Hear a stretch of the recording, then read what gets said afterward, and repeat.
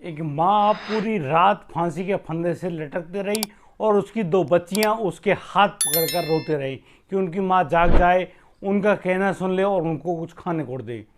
नमस्कार, आदाब, सत श्री अकाल दोस्तों, मैं भीष्म का स्वागत करता हूं आपका किस्से क्राइम के। दोस्तों, हमारे चैनल को सब्सक्राइब करें और हाँ, नोटिफिकेशन की बेल को दबाना बिल्कुल ना भूलें। दोस्तों, आज की जो घटना है ये सामने आई है बेगूसराय से। बेगूसराय में सुबह सुबह पुलिस को सूचना मिलती है कि एक महिला जिसका नाम नेहा कुमारी है, उसकी किसी ने हत्या कर दी है। उस महिला का जो शव है वह फांसी के फंदे से लटका पड़ा है। और दोस्तों, जैसे ही पुलिस वहाँ मौके पर पहुँचती है और दरवाजे को खोला जाता है तो वहाँ पर देखते हैं कि एक लड़की है, एक महिला है जिसकी उम्र करीब 27-28 वर्ष होगी, और उस महिला को फांसी के फंदे पर लटका हुआ पाते हैं। और दोस्तों, उस महिला को जब पुलिस अपने सामने उस फांसी के फंदे से नीचे उतारती हैं और पोस्टमार्टम के लिए बाहर भिजवा रही होती हैं तो उसकी छोटी छोटी दो बच्चियां होती हैं, वो एक कोने में दुबकी हुई खड़ी होती हैं और रो रही होती हैं, और उनके सिसकने की आवाज़ सारी चुप्पी को तोड़ रहे होते हैं। पूरे गाँव में खबर मच जाता है। बिहार के बेगूसराय के मुफलिसिया इलाके में जब ये घटना सामने आई तो पूरे मोहल्ले के जो लोग हैं वे सभी लोग सामने आ जाते हैं और वहाँ पर चुप्पी पसर जाती है। सन्नाटे को दो बच्चियों की आवाज़ तोड़ रही होती हैं और कुछ अजीब ही महसूस हो रहा होता है। जब पुलिस उन बच्चों के पास पहुँचते हैं तो पुलिस उनसे पूछती है, छोटी छोटी गुजारिश करती है कि बेटी, क्या आपको पता है कि आपकी माँ के साथ क्या हुआ है?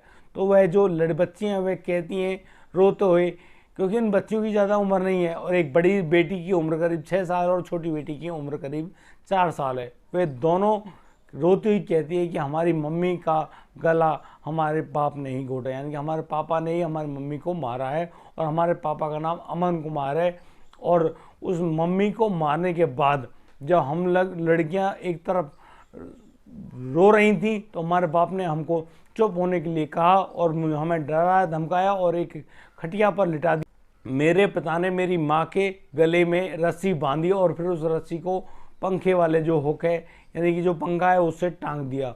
और वे दोनों बच्चियां और वो कहती हैं कि हमारा जो पिता है अमन कुमार, वह रात को ही घर से लापता हो गया था, पता नहीं वह कहाँ गया है।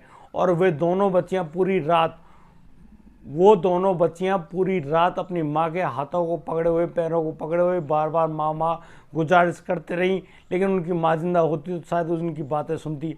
और वे लड़कियां बड़ी परेशान होती हैं, पूरी रात खड़े खड़े अपनी माँ के हाथ पैरों को हिलाती रहती हैं, उनको जगाने की कोशिश करती हैं, लेकिन उनकी जो माँ, जो कि मौत के घाट जा चुकी थी, वह अब लौट के नहीं आने वाली है। कोई भी आहट जब उसमें नहीं होती तो वो चुपचाप अपने कमरे में ही एक तरफ जाकर बैठ जाती हैं, क्योंकि वो भी खड़ी खड़ी थक जाती हैं। दोस्तों, यह किसी भी इंसान का मानवीय चेहरा सामने आता है कि कोई व्यक्ति कैसे अपनी पत्नी को इस प्रकार से मौत के घाट उतार देता है। यहाँ पर उन दोनों बच्चियों के नाम, एक का नाम अनन्या है और एक का नाम आराध्या है। वे दोनों बच्चियाँ अपनी माँ को इस हालत में कैसे देख पाती होंगी?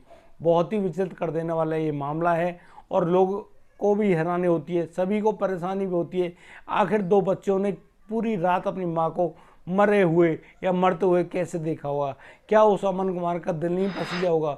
बेहद ही शर्मनाक और बेहद ही दिल दुखा देने वाला ये मामला सामने आया है बिहार के बेगूसराय इलाके से। दोस्तों, कैसे और किस प्रकार आप लोग किसी की हत्या कर देते हैं और फिर उनके परिवार में अपने बच्चों को बेसहारा छोड़कर चले जाते हैं, बहुत शर्मनाक है, बेहद शर्मनाक है। आप लोगों को डूब कर मर जाना चाहिए। आप लोगों को इस प्रकार के कृत्य को अंजाम देना शोभा नहीं देता। और एक पति अपनी पत्नी की इस प्रकार से हत्या कर रहा है, बहुत खतरनाक है, बेहद शर्मनाक है। दोस्तों, यदि आपको हमारी ये वीडियो और दी गई जानकारी अच्छी लगी हो तो हमें लाइक करें, कमेंट करें, शेयर करें और हाँ, सब्सक्राइब करना बिल्कुल ना भूलें। दोस्तों, मिलता हूँ कल, लाता हूँ नया सनसनी के मामला। तब तक लिए आप बढ़िया रहें, बेहतर रहें और अपने परिवार का इसी प्रकार ख्याल रखें। और दोस्तों, सावधान रहें, सतर्क रहें। जय हिंद, जय भारत।